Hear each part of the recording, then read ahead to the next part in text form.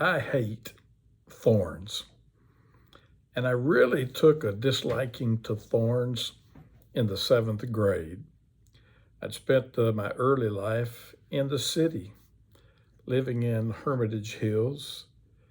And then my dad bought a farm, and the whole family moves out there. And well, you know what goes with farmland? A lot of briars and a lot of thorns. Here was my job to take this little blue wheelbarrow with a pair of gloves and a tool. And I was supposed to go through the fields behind the house, and I was supposed to dig up the thorn bushes. I removed rocks from the fields and thorn bushes, and then I was to carry them over and put them in the ravines and the gullies where it would stop erosion, particularly in the pathways, the roads. But it just seemed the more I dug, the more they would replicate. And even though I wore gloves and I tried to be careful, I often found myself getting stuck. I don't like thorns. But the Bible talks about thorns in the life of a Christian. Paul talks about it in 2 Corinthians chapter 12, and we'll look there in just a moment. But when you think about thorns, you're talking about problems. Paul had a thorn he had to deal with, a problem, a difficulty. And thorns are irksome problems. They are vexatious problems, difficulties that test you and challenge you. And in particular, they test your patience. Well, when Paul was a younger man, he was anything but patient. He was breathing out threatening and slaughter and going from place to place, seeking to stamp out Christianity. He was a persecutor and a hunter. But everything changed on the road to Damascus. And you remember the hunter became the hunted. And he started facing a lot of hardship and difficulty in his ministry life. And there were times when he might have just thrown up his hands and said, I can't do this. It's not worth it. It's too hard. But he never quit. We need that kind of patience, that kind of endurance, that kind of steadfastness. And all of us need it in our lives because there are things that are going to be hard at work, hard in managing our day-to-day affairs. And what do you do when those difficulties come? Christians face them with patience. Now just think about how difficult it was for the Apostle Paul.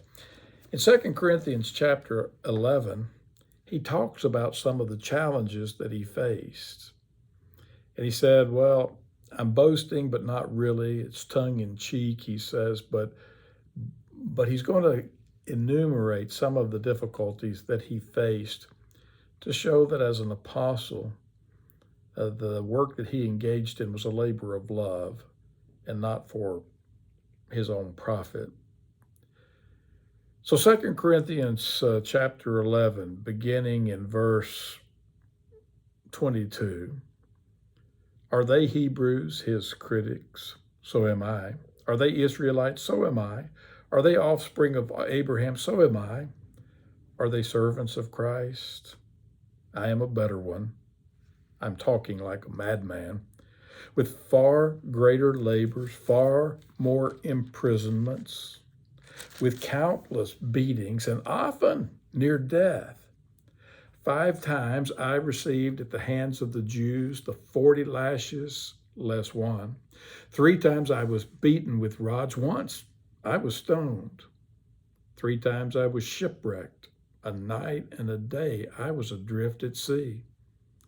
On frequent journeys, in danger from rivers, danger from robbers, danger from my own people, danger from Gentiles, danger in the city, danger in the wilderness, danger at sea, danger from false brothers, in toil and hardship, through many a sleepless night, in hunger and thirst, often without food, in cold and exposure, And apart from other things, there's the daily pressure on me of my anxiety for all the churches.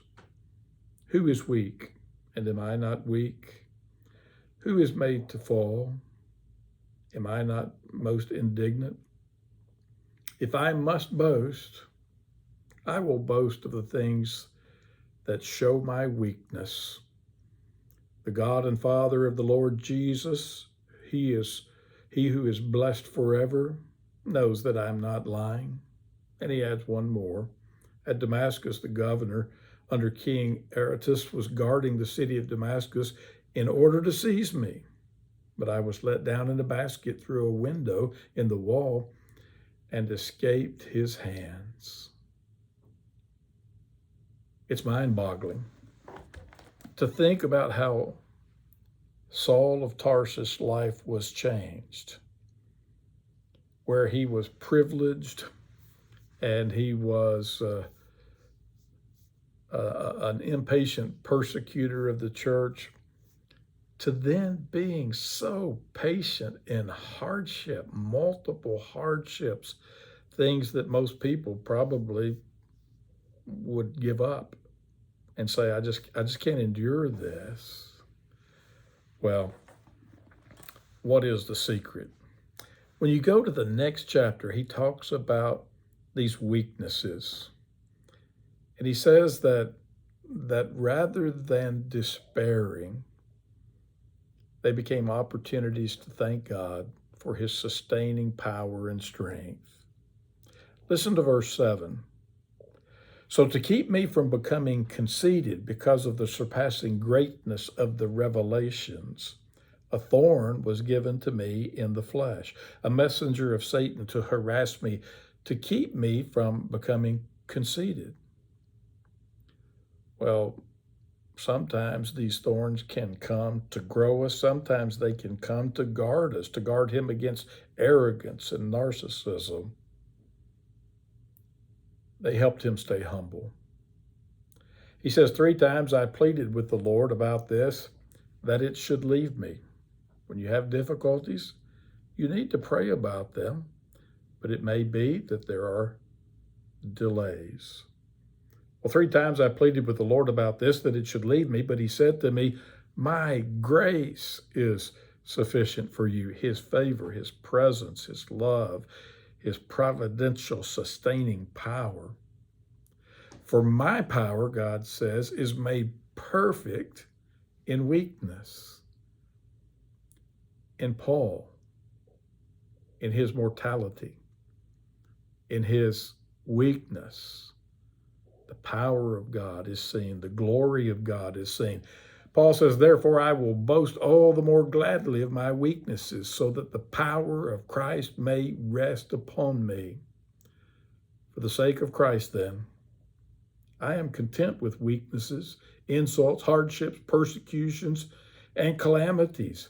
For when I am weak, then I am strong. Do you see the point? We need patience.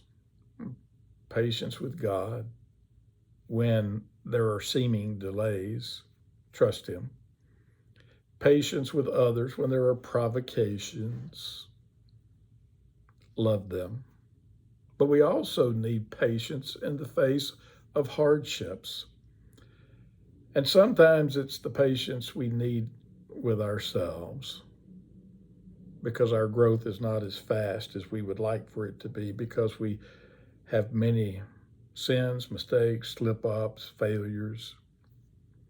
I need to remember what Paul said. I can do all things through Christ who strengthens me. I may not be perfect, but I can learn, I can grow, I can overcome, I can do better.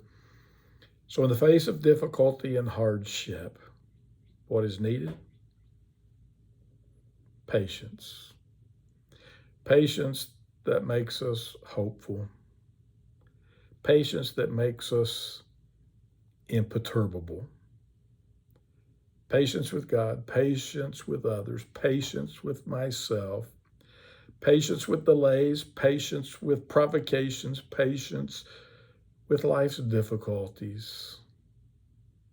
but more patience. Because as Jesus said, it's in your patience that you will possess your souls. I hope you enjoyed the discussion tonight. Thank you for being a part of our Sunday Night Lift ministry, and may God bless.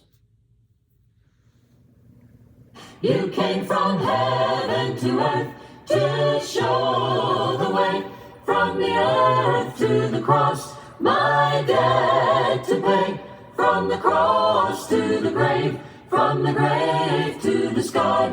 Lord, I lift your name on high.